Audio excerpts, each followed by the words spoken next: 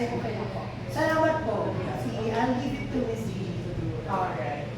Ikaw pala ang final word na event today. Since we're talking about the woman of us being transgender women, in one sentence, not two, not three, just one. But you can explain for it, please. What does being a trans Pinay mean to you today? One word. One sentence. Siguro for me, a better system. Ayan, a better system that everyone will benefit, including the transgender women. Kasi right now, we don't have a good system. Our problems, patriarchy, misogyny, those are rooted in a systemic, oppression and other forms. So, ayun lang masabi ko, if we were able to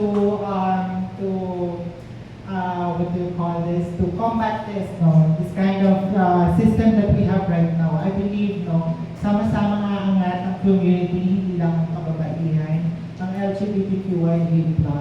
And siguro another message is, huwag natin kakalimutan, ang kalalakihan ay also, pwede rin natin silang kuling aral, they need to be part of the process as well. We need to include men in solving this kind of system that we have right now. I know some of the problems are, caused by men, diba? Pero ngayong Women's Month, no. So since we are now taking the space that, trans women are part of the Women's Month,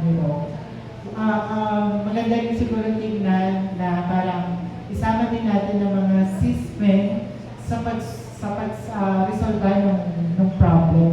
I'm not saying that they should be part of the Women's Month, pero maging katugon natin sila doon sa pag-resolve ng systemic problems ng